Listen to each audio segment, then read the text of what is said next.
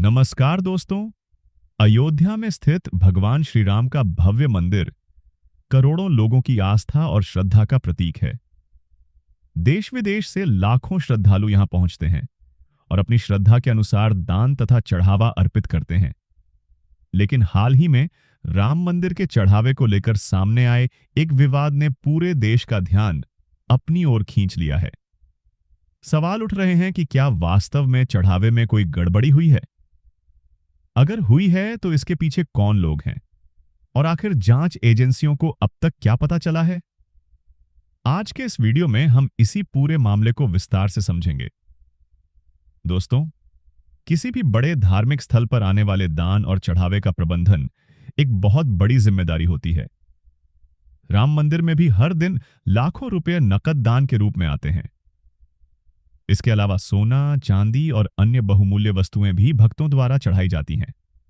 ऐसे में इन सब का हिसाब किताब पूरी पारदर्शिता के साथ रखना बेहद जरूरी होता है। विवाद की शुरुआत तब हुई जब कुछ लोगों ने आरोप लगाए कि मंदिर में आने वाले चढ़ावे और दान के प्रबंधन में गड़बड़ी हुई है।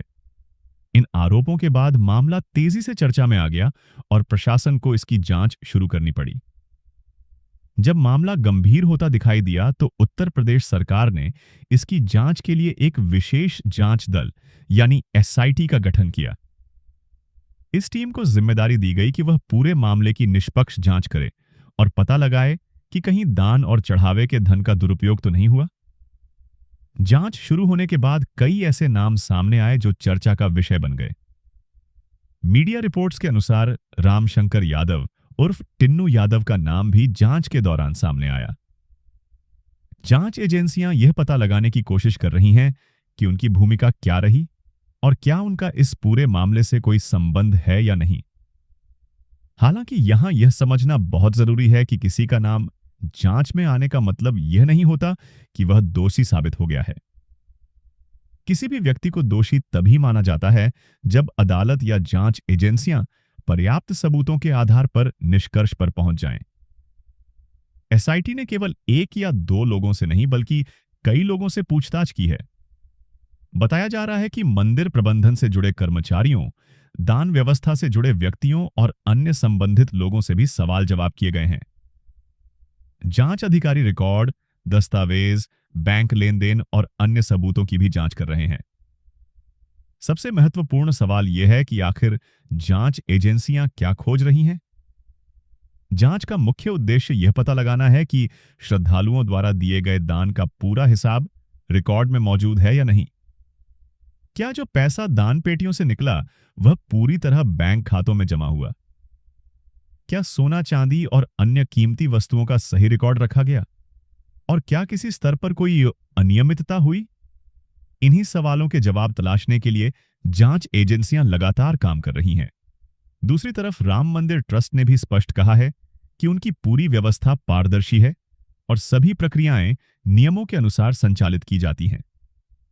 ट्रस्ट का कहना है कि वह जांच में पूरा सहयोग कर रहा है और यदि कहीं कोई कमी या गड़बड़ी सामने आती है तो उसके खिलाफ उचित कार्रवाई होनी चाहिए। दोस्तों, इस मामले का सबसे संवेदनशील पहलू यह है कि यह केवल पैसों का मामला नहीं है। यह करोड़ों लोगों की आस्था और विश्वास से जुड़ा हुआ विषय है। जब कोई श्रद्धालु भगवान के चरणों में दान करता है तो वह पूरी निष्ठा और विश्वास के साथ करता है।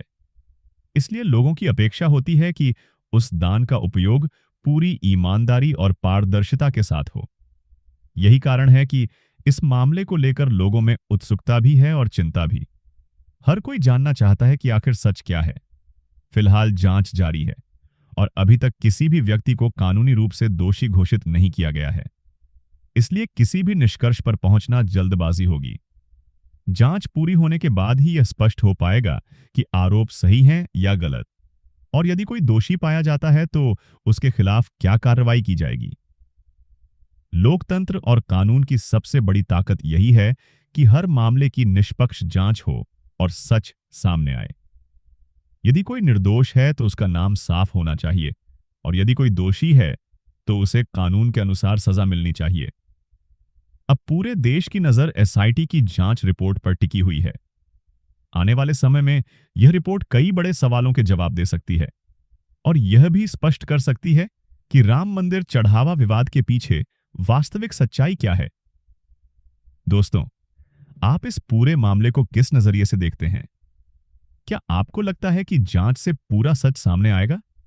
अपनी राय कमेंट में जरूर बताइए। जय श्री राम।